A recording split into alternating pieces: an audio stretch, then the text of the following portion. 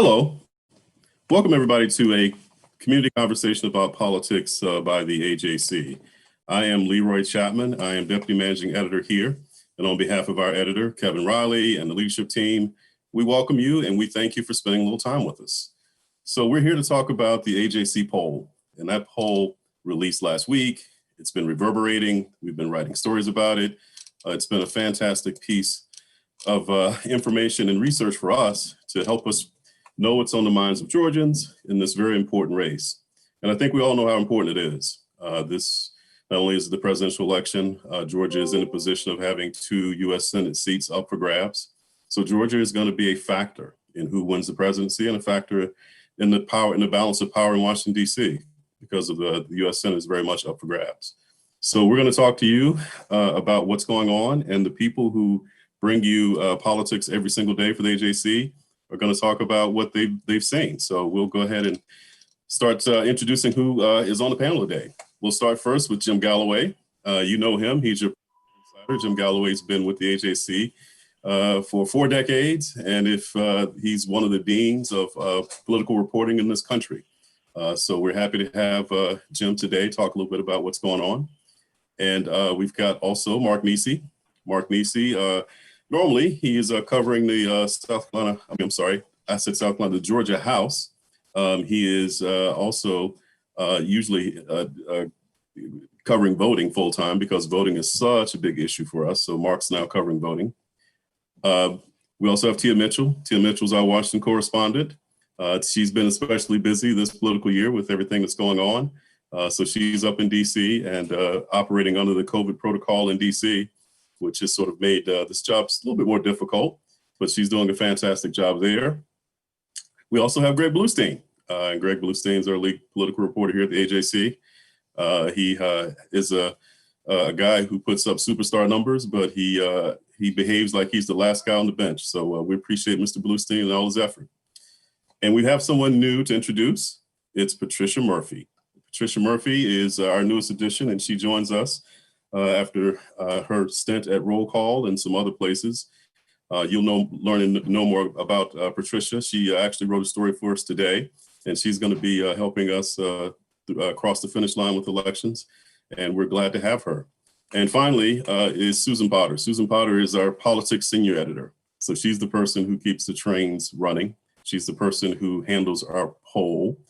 So she has her hands on this stuff all the time. So welcome, guys. And so we're going to start with Greg and with Jim. Talk a little bit about this poll, because we've got some tight races here, and we've got voters who have made their minds up and a few that are undecided. So what did this poll tell us about the state of the race now?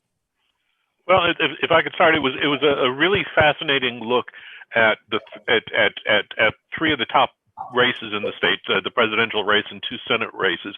But it also showed how they kind of mix and combine with some of the major currents of the day. I mean, we've got concerns over voting and the coronavirus.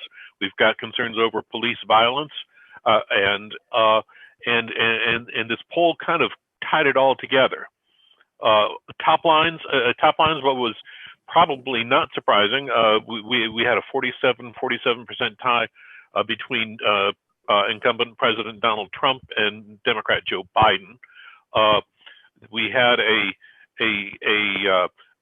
very volatile race for U.S. Senator Kelly Loeffler's seat, which has 21 candidates and just this mixture of Democrats and Republicans fighting for a runoff. And then you have a very competitive race between U.S. Senator David Perdue and Republican John Ossoff. And 2 numbers that really stuck out to me when it came to the presidential contest, which, as Jim Galloway mentioned, was at 47-47, so as close as you can get. And one was 30, and that was the proportion of white voters that backed Joe Biden's campaign. It doesn't seem like a lot, but in Georgia politics, that is a tremendous number for Democrats. Compare that to 2016 exit polls showed Hillary Clinton got about 21% of the white vote in Georgia. So that shows you how the dynamics are shifting in that sense. But the other number is 85, and that was the percentage of Black voters who were supporting Joe Biden's campaign. although he has an overwhelming number of support among African-American voters, he still has room to grow, and his campaign wants to see those numbers closer to 95%. So it still shows that there's some African-American voters that are still undecided. And as the campaign kind of winds down, and his campaign makes decisions about whether to send people in person, including Joe Biden or Kamala Harris, I think that'll be a major factor in trying to consolidate the rest of that vote. Yeah, that on that 30% support from white voters, that gets back to the old formula that Democrats used to really hold on to power in Georgia until 2002, when that biracial coalition broke up. So you've got a reformation of that coalition. One more important number in the presidential contest is the number 4. Only 4% of voters said they were undecided so far. And with this debate that we've got, first debate that we've got coming up this evening, that's who these two candidates are going to be talking to. So Jim, give us some perspective. 4 undecided. That feels like a low number. How does that compare historically? That's a very low number. I mean, usually at this point, in late September, you might see 12, 13%, and then it start to go down until the last 2 weeks, and maybe it would never even go down. You'd still have people who refuse to say, but this is a hard 4%, and I'll tell you, I mean, that's one of the hallmarks of this electoral year. Is, to me, what's been remarkable is that despite the pandemic, despite the unrest over police violence, these numbers have been rock solid in the presidential contest. Even in Georgia, it just has not been a race that has moved. It's people are very, very set on this. It's a stubbornly undynamic race. I mean, I think Jim's exactly right. Think about what's happened over the last year: an impeachment proceedings. The pandemic, the economic fallout, the protests for racial justice, now an unexpected Supreme Court vacancy, and yet poll after poll, and it's not just this one AJC poll. We've had 4 polls now in the last 2 weeks that have showed similar dynamics, and national and battleground polls of other battleground states have also showed these similar dynamics. So you're seeing very, very close races in Georgia. You're seeing Biden with leads in battleground and national polls that seem to be unchanged by whatever's happening. And I think in Georgia, this reminds me a lot of the 2018 race, because we also saw, as October neared, polls showing a slim number of undecided voters. Many voters had made up their minds. And so I wrote a story about how the final month of the race would come down to energizing the base. And I got a call from one of the Governor Kemp's staffers who said, "You're exactly right. I mean, that is where we're seeing this race too now. You guys are finally seeing our poll numbers had already shown, which was that it's not a battle as much. They're still trying to convince those undecided voters. But in tonight's debate, you're also going to see energizing, Republicans and Democrats from both sides who have already made up their minds, but who might not be as willing to vote for whatever reason, because they're worried about the pandemic. They're worried about getting out and about. They're a low interest voter, whatever those reasons are. You're going to hear Joe Biden and Donald Trump tonight just drive that point home to get out there and vote. Leroy, you're muted. I'm sorry. So tell me this. So what do we make of the president's visit to Atlanta then? Because you're talking about firing up the base versus opportunities that might exist. He came here Friday. He came here after our poll showed a neck and neck tight race that was statistically, too close to call, of course. So what do we make of that? Well, I think what you have to make of it is it's a continuation of what we've seen since June. He's been advertising on TV in Georgia since June, and it is just it's hard for me to explain how unusual that is. Georgia is since 2002. Georgia has been such a reliably red state. It's been the ATM. People could come here and withdraw money in terms of campaign cash and spend it elsewhere in the state.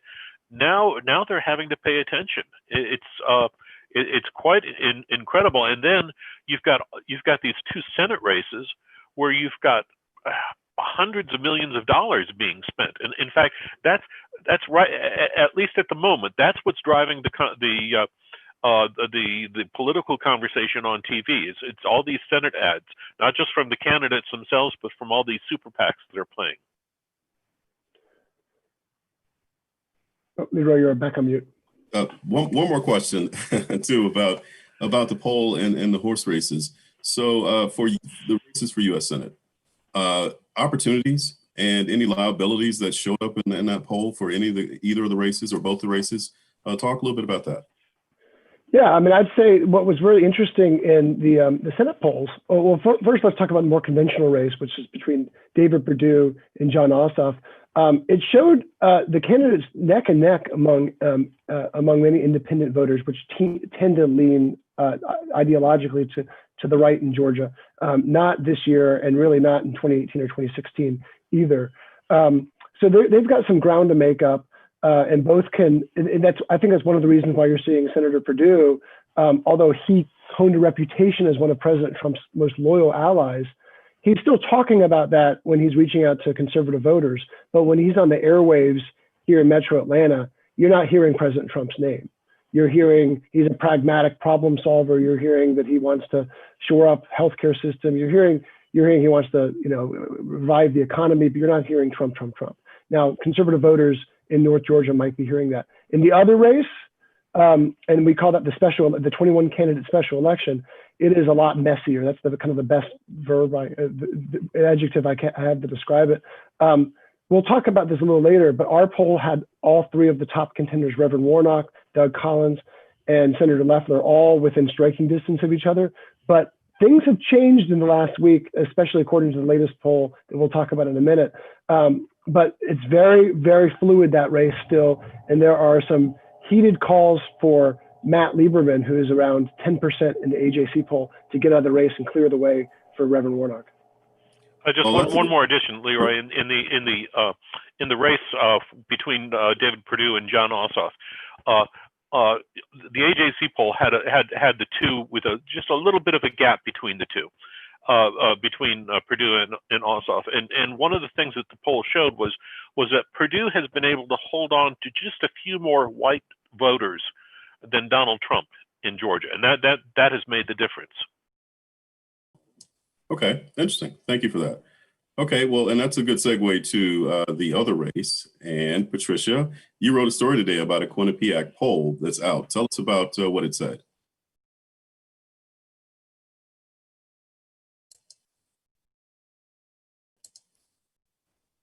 I think you're on mute. You're on mute, Patricia.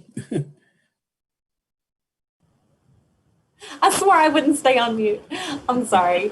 Well, I was going to say the biggest news out of that Quinnipiac poll that we saw come out today is that for the very first time in that Senate special election race, Raphael Warnock is actually leading by quite a relatively large margin for any race here in Georgia. He's up by about 8 points at 31%, and to follow him, it's a statistical tie between Kelly Loeffler and Doug Collins at 20 and 21%. Following them, again, is Matt Lieberman at 9% and Ed Tarver at 4%. And as Greg mentioned earlier, there have been very vocal calls for Matt Lieberman, especially, to leave that race so that Democratic voters, in the opinion of national Democrats, so that they can consolidate that support and push Warnock closer to that magic 50% mark, which is when he would not have to face either of those two Republicans in a runoff. That would be a very, very high lift, but it's made almost impossible with Matt Lieberman polling as high as 10, 11, 12% in this race. So that's the big news out of the Quinnipiac poll. The other news that we saw, Jon Ossoff is up by about 1 point over David Perdue in that second Senate race. Because there's a margin of error in this poll of about 2.9%, they're really tied, and that's what that tells us.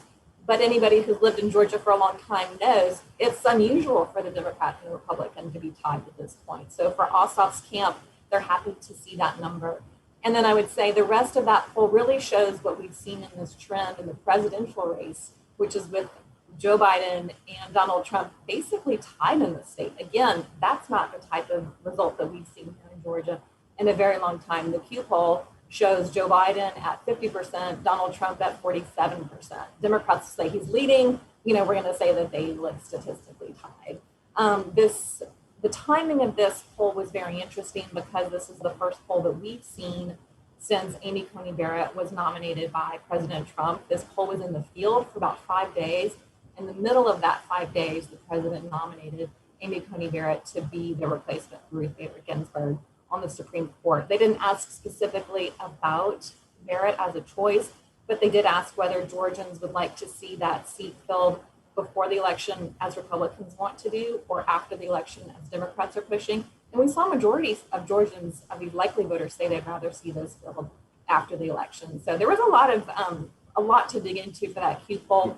For the Warnock race in particular, we don't know if this is an outlier. I mean, it's very different from what we've seen so far, or if this is a trend for Warnock. So we'll continue to watch these polls one after another, and see if this is a trend for Warnock. Excellent. Okay, thank you, Patricia. And speaking of takeaways, I mean, one of the reasons why we poll, the AJC's polling and the political world is coming to Georgia to poll, is to figure out, where voters stand and the type of issues that might influence where they stand and how they might vote. So we're going to go now to Tia, because one of those issues this campaign season has been policing and protest. So our poll asked voters about where they stood on those issues, and there were some interesting takeaways, and you've written about it. So talk to us a little bit about what the poll said and what you found as you talked to people about those issues. Yes, so the way we framed it when I wrote particularly about the polls when it comes to policing and protests is it exposed kind of a cultural fault line in America, because when you drill down on the poll results, we saw that white people were much more likely to be less invested, less supportive of the protests, less invested in the issues of police brutality and systemic racism than the Black respondents. But we also saw that younger people were more supportive of the protests, more invested in these issues than older people. Then, of course, probably more predictable was that partisan divide. So those who identified as Republican or conservative were, again, less supportive of the protests, less invested in those issues. And it was pretty stark. For example, one of our questions was, which one bothers you more? Protests when they turn violent, or police brutality? And 65% of Black voters said they were more concerned about the actions of police. 60% of white voters said they were more concerned about protests that turn violent. And even when we called some of the respondents of the survey and asked them to, explain more of their concerns, when we spoke to some of the white participants in the survey, they brought up, they would say, I'm all for marching and I'm all for peaceful, but when things are not peaceful, that was a concern for them. But many of them had perhaps not the most accurate mindset of the scope of the protests, and that the vast majority of the protests were peaceful. There was a lot more focus on the fact that some of the protests were not, and not as much focus on the issues that were the impetus for the protests. Now, we've heard from the president and we've heard from Republicans the magic phrase law and order. So in talking to people, did anyone regurgitate some of what the messaging there? Because I guess that will give us some indication as to whether or not, that message is resonating. I think so. There were, of course, a lot of the respondents who identified as conservative or Republican talked a lot about wanting to back the police, that they don't believe in defunding the police, and that there are just most police are good officers, and of course root out any bad ones. But by and large, policing is not the problem.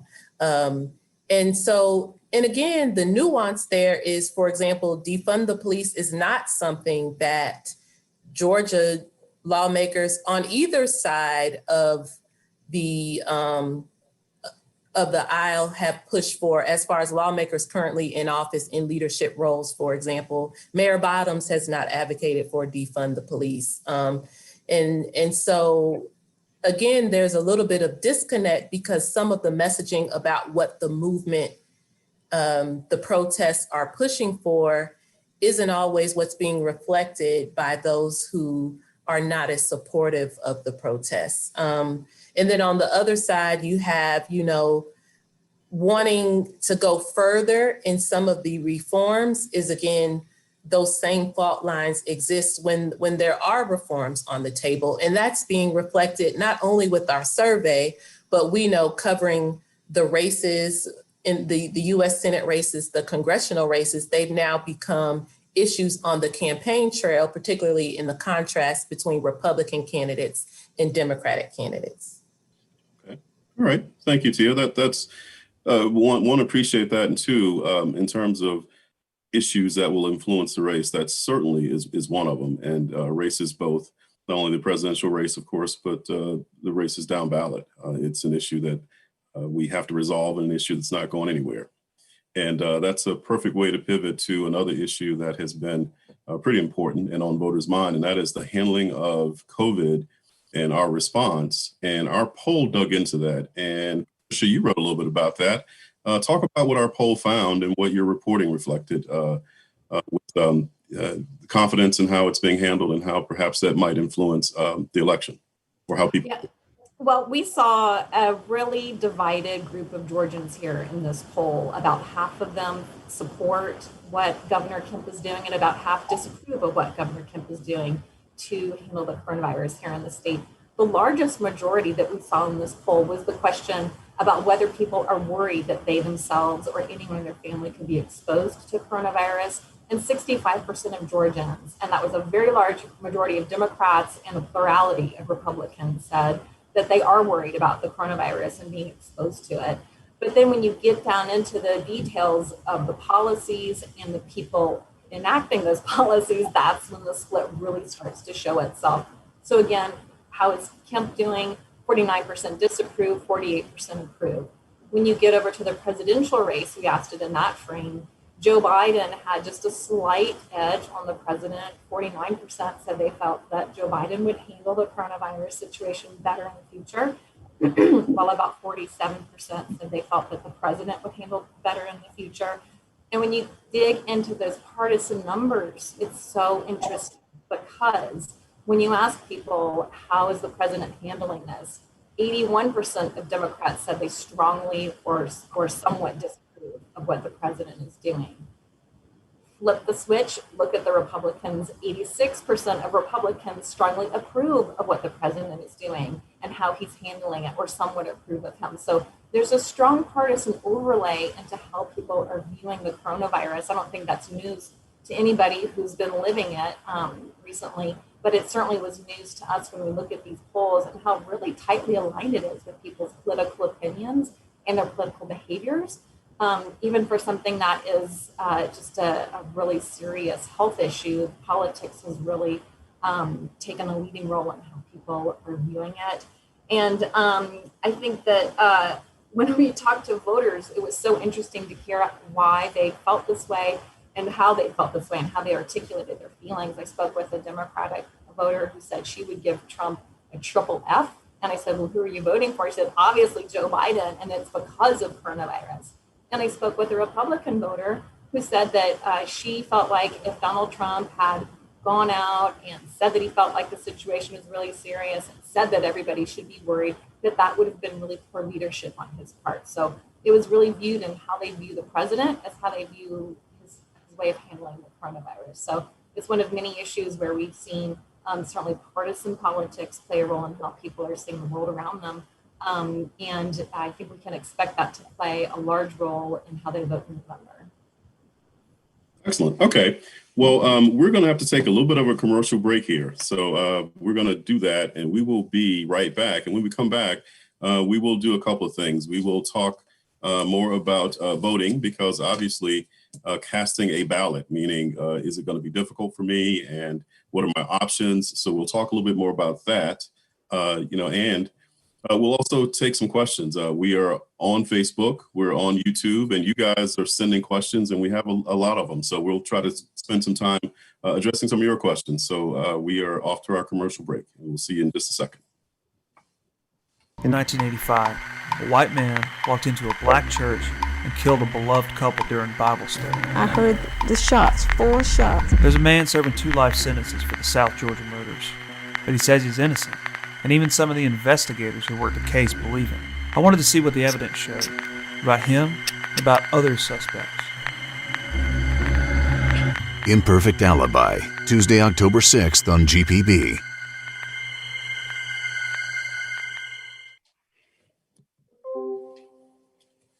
Okay, we're back, and thank you. So now that we've got that housekeeping out, we'll continue with our conversation. Of course, in this year of upheaval and change and dealing with COVID, one of the issues here in Georgia that we're dealing with especially is voting. And Mark Niesse, you have been following this for a long time. So you wrote the stories about what happened during the primary. We had Georgians here in lines that lasted for hours. People were in line for 6 or 7 hours to vote. We had issues with absentee ballots. In some places, it was a real mess. So talk a little bit about the poll, because we asked people about their confidence and asked them about how they're going to vote, and talk a little bit about what you found when you talk to people about their intentions and what they think about casting a ballot this fall.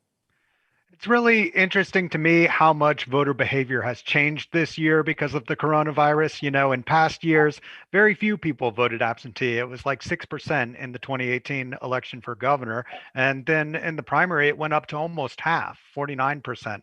And that is going to continue to a large extent in the general election. And the AJC poll kind of broke that down a little bit. We're not going to get 49% of people voting absentee, but it might be around a third or more of all voters voting absentee.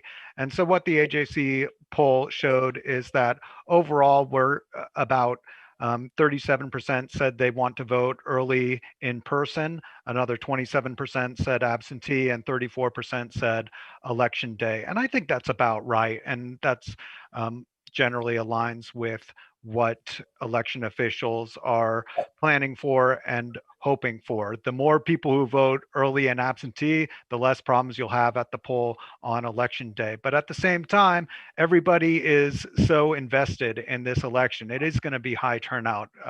Talking to people who responded to the polls, no matter their political party or age or belief, they were all very committed to having their vote count and their voice heard in this election. It's just a matter of how they want their vote count and their voice heard. And that's where we see some differences by belief and political party. We see Democrats, people who identified themselves as Democrats, more likely to say they were going to vote absentee, and people who identified themselves as Republicans, much more likely to say they'll vote in person on election day. And when I asked them why, you had some people say, well, I want to make sure my vote counts on election day. That's the only way I can feel confident. And then others said, I'm going to vote absentee. That's the only way I can feel confident. So, it depends on people's perspective. But, either way, it's highly likely that your vote will be counted, and it's a matter of preference. We did see some difference in age. Younger and older people are more likely to vote absentee by mail. And that makes sense that older Georgians more at health risk would be more likely to avoid human contact at the polls. And it also makes sense to me that younger voters would be less ingrained in their behavior and less used to going to the polling place. But a lot of people say, I always vote in person, and I'm going to vote this election, and I'm going to vote the way I'm used to. Even so, even if we end up at 30 or 33% of people voting absentee, that's still a huge increase from what we've seen in past elections. And so I do expect that it'll be just fascinating to watch. Hopefully, I think everyone wants to, or all election officials especially, want people to turn out early, either absentee or in person. And that's universal. among the political parties too, where you see differences between election day and absentee, but when it comes to early in-person voting, you don't see much of a difference between Democrats and Republicans, generally in the 30-something% range of people saying they're going to vote early in person. And that has been a popular way of voting in prior years.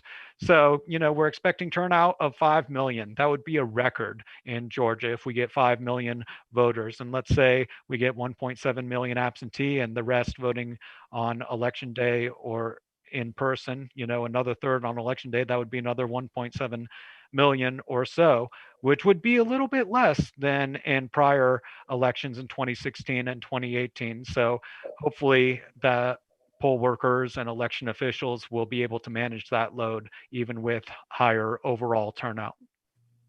Okay, and I think we just put up some key dates too that folks need to remember. If you plan to cast a ballot, there are some dates where you need to act in order to register, in order to request an absentee ballot, know when in your county when early voting, in-person voting opens, and of course there's going to be election day, and so clearly we're going to have, as Mark says, a fun election day because we're going to have really heavy turnout, and we've got COVID, and there's an element of some things that we just really don't know what to expect. So we'll have to be prepared for everything. And Mark, before I let you go, I want you to talk a little bit about what you got coming up Thursday, because you're going to be doing a Facebook Live and you'll be talking about. I'll be talking about absentee voting, everything you need to know about it, how secure the process is, how long it'll take your ballot to arrive, where drop boxes are, how to track your ballot, how to apply for a ballot, when ballots will be counted, how they'll be counted, how long we'll be waiting to get results, and whether that's in part because of absentee ballots still arriving at election offices. And we know, already we have 1.3 million people have applied for absentee ballots in Georgia as of yesterday. That's a lot. By comparison, 1.1 million voted absentee in the primary. So we already have more requests than people who voted in the primary.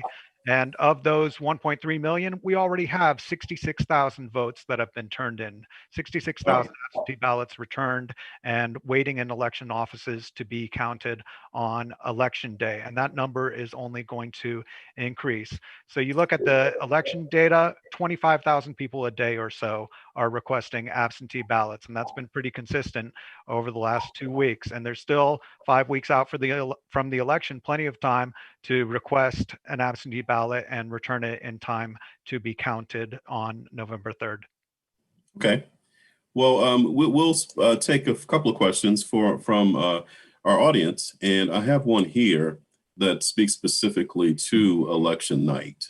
And what it wants to know is that how long do you think we'll have to wait to count absentee ballots and mail-in ballots that will certainly, as you've said, be more due to the coronavirus pandemic? So how long do you think we'll be waiting to make a call? And I guess that's the question everyone has, but Mark, you're closest to this than anyone. And I know that election officials are asking these questions of themselves too. I don't think anybody should expect results to be quick or calls to come of races early in the evening or even late in the evening. That said, there will be a large number of absentee ballots that are counted on election night, as well as all the in-person votes. Under a state election board rule, absentee ballots can begin to be processed 2 weeks and a day before election day, although they can't be counted until polls close on election night. But if they have them all lined up and scanned and ready to go, all election officials have to do is push a button to tabulate those absentee ballots they've already processed. And so those will be done. All the in-person votes will be done pretty quickly on election night, but then we'll have to wait for all the tens or hundreds of thousands of absentee ballots that arrive either on election day or in the days immediately before election day. And, that's a significant number, even with all the results that we do get on election night. If there are, who knows how many absentee ballots will come in at the last minute. And all of those have to be tabulated and counted and verified to make sure that they're accurate and that they are from legitimate voters and all the other protocols and safety precautions that they do. And as we saw from the primary, absentee ballots that do arrive close to election day do take several days to count. So in a close race that could depend on those absentee ballots, I think voters and election officials are going to have to be a little bit patient. Okay. All right. Thank you. We'll take another one too from our audience, and this probably between Greg and Tia, maybe Jim. We have a reader who wants to know about debates, especially between Perdue and Ossoff. So are there a debate schedule that we can talk about, and what does it look like? I think Greg's our expert on that one. Yeah, right, the first debate between Perdue and Ossoff, I'm loading up, is October 12th, the same day early voting starts. They are having 3 different debates. The first one is the Atlanta Press Club debate. They're also doing one with the Savannah TV station, and the final one with WSB here in Atlanta, right before the Sunday before the election. There are also at least one debate, but hopefully more in that crazy special election with 21 candidates. And that one's going to be an Atlanta Press Club debate as well. I don't have the date of this up here. I'm moderating that one, so I should know that one, but that is the second week of October too. It's the October 19th. So the third week of October. But that one is so big. There's 2 separate panels, one with the candidates who are kind of, in the single digits or lower in the polls, and the other with the top 5 or 6 candidates who have higher standing in the polls. Okay. All right. Well, we'll take one last question. This is sort of a two-parter. We have a reader who wants to know about the state of the race in the 6th Congressional District and the state of the race in the 7th Congressional District. Now, we did not poll for those, but we've been following them, and the campaigns have wanted to tell us about their internal polling, so you guys have some sense of how it's going. So talk about the 6th and talk about the 7th. So I'll take that one and then let my colleagues jump in. So the 6th and the 7th district are both suburban Atlanta districts. You have the 6th district, which is incumbent Lucy McBath, who was part of that blue wave of 2018. And she's in a rematch with Republican Karen Handel. Karen Handel won that 2017 special election against John Ossoff, was in Congress for a little bit less than 2 years, lost to Lucy McBath. Now they're back again. And that district is like Cobb County, North Fulton, a little bit of North DeKalb. And it's considered a toss-up, but leaning Democratic is what a lot of the kind of those election outlook, crystal ball predictor websites say, that it leans Democratic, that McBath, with the power of the incumbency, as well as the demographics in Metro Atlanta starting to lean toward Democratic candidates. Now, in the 7th district, you have Carolyn Bordeaux, who in 2018 came very close, but did not unseat incumbent Rob Woodall. But it was the closest House race in the nation that a Democrat narrowly lost. And so Rob Woodall, again, changing demographics, that district is Gwinnett and a little bit of Forsyth County. Rob Woodall decided, I'm retiring, I'm not doing this again. And so Carolyn Bordeaux is back as the Democrat. Her Republican opponent now is Rich McCormick, who's an emergency room doctor. So he has a very compelling story. He's a military veteran. He went to the Morehouse College of Medicine, and Republicans are very excited that he could be someone who could win even in this suburban district where the Democrats are starting to win seats and the demographics are shifting toward Democrats. However, once again, although the race is considered one that is going to be close, the election predictor sites again have listed District 7 as tilting toward the Democratic candidate, who again is Bordeaux. In both races, the parties are putting money behind their candidates. So you've got super PACs and the actual party apparatus doing ads and everything, because again, the Democrats are trying to keep their majority. Republicans are hoping to claw back. But there's not a lot of polling there. But again, you have McBath with the power of the incumbency, making it, more of an uphill battle. And then in the 7th, even more so, Democrats are in the driver's seat, just frankly, because of the demographics in that district. Yeah, just to kind of riff off of what Tia was saying, that's kind of an interesting difference between the 6th and the 7th. The 6th district has far more white voters, and what's driving that race is the shift of white suburban college-educated women from the Republican camp into the Democratic camp. And in Gwinnett, it's in the 7th district, it's more of a straight up demographic shift. I mean, you've really seen. Gwinnett is now a majority minority county, and it shows up in its voting rules as well.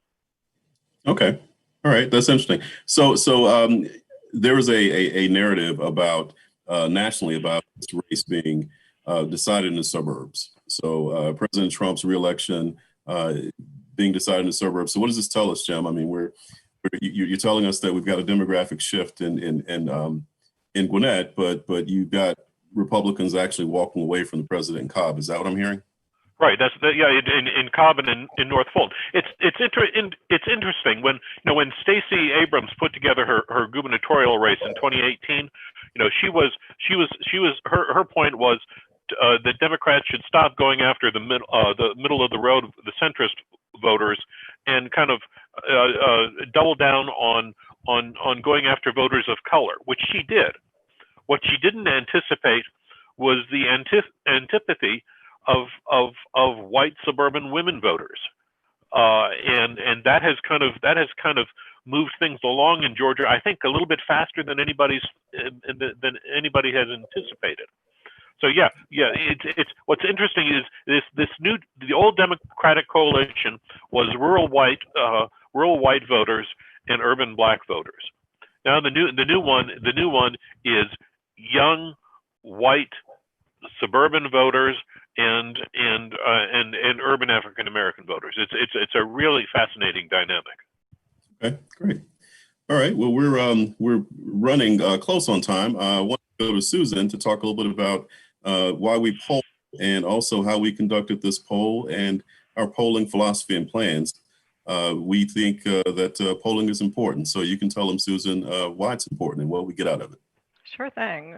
The first thing I would say is this poll is not going to tell you who's going to win the election. And any poll you look at don't count on that telling you who's going to win the election, because as we know from 2016, things can change. There was a lot written about, a lot of gnashing of teeth about the quality of polls in 2016, but on the whole, polling was pretty accurate, certainly in the national, looking at the national numbers.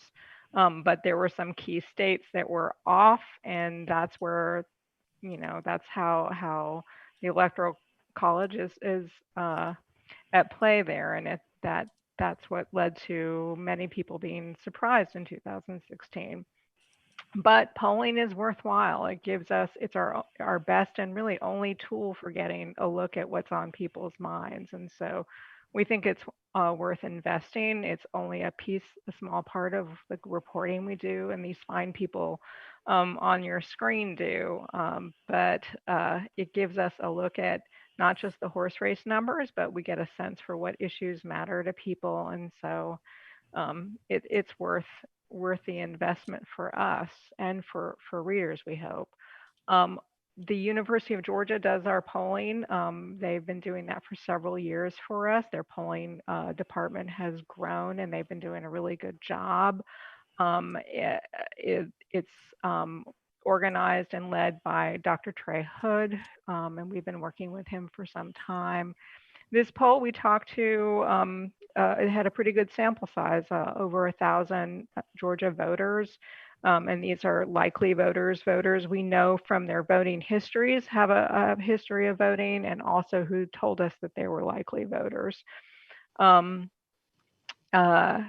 Let's see, we do weight the poll for, traditionally pollsters have weighted for, race and some other factors. We weight now for education as well. And that was one of the big issues with some of the state polls in 2016. But we think that they do a pretty good job for it, but we would not promise that this is going to reflect the outcome, because there's a lot of days before the votes actually get counted. We will be polling again. We plan to poll in later October, so we'll have a poll pretty close to the election. So stay tuned for more. Okay, excellent. Thank you, Susan.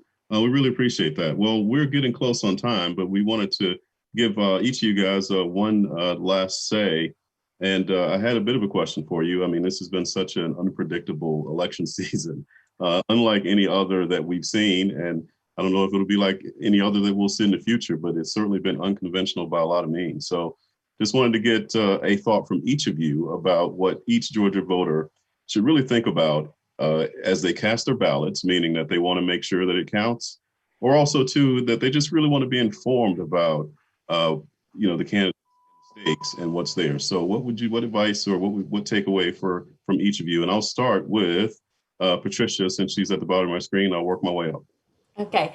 My advice to readers, to my friends and my family, is to think globally and vote locally. People know so much about the presidential race. There are almost no undecided voters left, as we just discussed. But I'm constantly surprised and dismayed how little most voters know about their local elections, their state house representatives, their state senators. What district are they in? What's the difference between the U.S. House and the state house? The AJC has such remarkably unbelievable coverage on those local races and a lot of background on those, especially the state house and state senate and what happened in the last session, that there's a trove of information for you to wade through, and start your research now so you can get to the bottom of the ticket and still know what your choices are, because these choices have never been more important. All right, thank you. Thank you, Patricia. And we'll go next to Mark. How about it, Mark? Well, it strikes me how much, while people might already know how they're going to vote at the top of the ticket or even most of the ticket, it's still important to pay attention, because so much is changing so fast this year with elections and how people vote. We saw that before the primary with polling places closing and poll workers dropping out and social distancing and long lines. And now we're going through it again for the general, although things have changed a good bit, and they're continued to change. A lot of polling places have been added, poll workers have been hired, and we'll see how it goes. It's always hard in a high turnout election, but everything is shifting constantly, including the deadline for when absentee ballots will be returned. A judge ruled at the end of August that they can be postmarked by election day and counted if they're received within 3 days afterward, but that is being appealed, and we'll get a ruling on that pretty soon, I believe, from the 11th Circuit Court of Appeals. So even the deadline for when absentee ballots must be received is in flux, whether they can be received 3 days after election day, or traditionally under state law, they have to be received by 7 p.m. on election day. So I would encourage voters to keep watching and paying attention so that you know how to make sure your vote counts. Okay, thank you, Mark. I appreciate that. How about it, Mr. Galloway? I would ask voters just to kind of realize the larger stream that they're swimming in, and that is there's this tremendous demographic shift going on in the United States, and in Georgia in particular, we are headed for in just a few election cycles, white voters will not be a majority in Georgia voting, and this race is part of the decision that we all are going to have to make jointly as to whether a multiracial democracy is going to survive. Oh, okay, heady stuff. All right, how about it, Susan? I will tell you, or I will recommend, or I will tell you there's a good place you can find a lot of the information you need before you go to the polls. Go to ajc.com, read the newspaper. We will be producing our voter's guide on October 11th in that Sunday paper. It will be a special section, and that will also be online. And we're going to do summaries of all the big races with the basics on what you need to know, along with some voting information. So we're trying our best to keep you informed. And if there are questions that you have, reach out to us and we'll try and get them answered. Excellent. Okay. Greg Bluestein, how about it? I'll echo everyone else. Inform yourself. This is such a challenging cycle to be a voter too, because you have fewer opportunities than before to actually hear the candidates because of the pandemic. A lot of candidates aren't going door to door. They're not. You're not seeing as many people out there passing out literature or having rallies or having other campaign events. There certainly are some, and we're doing our best to cover the major ones. But there are fewer than we've seen, and especially on the Democratic side, most Democratic candidates have not resumed in-person campaigning, which means that TV ads and social media ads are playing even a bigger role than they have in past years. And I'd also just say, don't believe the ads. Inform yourself. The ads are important because they're part of a candidate's messaging, but they're also just wild. You have a candidate favorably considering herself the Attila the Hun. You've got candidates spewing all sorts of dirt on other candidates. There's a mess of different messaging out there. And so your job and our job is to help you do this, but is to muddle through all that and filter out what to believe and what's important to you and what's not. And we're going to do our very best to help you fulfill that mission. Thank you, Greg. Appreciate that. And Tia Mitchell. I'm going to end with this. Come up with a plan for how you're going to vote. A lot of people are saying there are so many things being thrown at them. They want someone to tell them what's the best way to cast a ballot. There is no good or bad way, but each method has its pros and cons and potential places where your vote could not be counted if you don't follow the right rules, or if you get there on election day and the lines are super long. So what we all have to do is weigh the pros and cons, make sure you're reading on your elections websites or on ajc.com about the different options, and then execute your plan, but make sure you have contingencies, for example, about checking your My Voter page. Please check your My Voter page. It not only tells you if you've requested an absentee ballot or if your ballot was received, but it can tell you where your precincts are, where early voting locations are, who are the people that are going to be on your ballot, so you know who you need to research to decide who you're going to vote for. So all of that is about, coming up with your plan for how you're going to vote, and make sure you execute that plan. Make sure, depending on which way you're going to vote, you do those things that helps ensure that your vote is counted. Okay. Well, thank you, Tia. And that's the last word. And we will conclude here. And I'd like to thank you guys for spending some time with our readers. This is pretty vitally important. I'd also like to talk a little bit about subscribing to the AJC. We are able to poll. We're able to employ such fine people who are among the best in the business to do this sort of work because you subscribe. So without you, none of this can happen. So we are really dependent upon you. And if you are ever have any questions, there are ways to reach us. We work daily on the two-way conversation between you and us. Social media is a great place. And we've got folks who are on this panel who are just fantastic at social media. And, I'm pretty easy to find, and Susan is too. So if you ever have any question, we want to answer it. But please subscribe. I mean, that's how we do this. And, if you ever have any questions about doing that, go to ajc.com and there are directions on how you can subscribe. So I want to thank each of you, and we're going to go ahead and sign off. So thank you very much. And again, Election Day is upon us, and that AJC special section, I got to plug that one more time. October 11th, look for your voter's guide. It will be in print. You will love it. And on that note, we'll say good evening. Thank you, guys.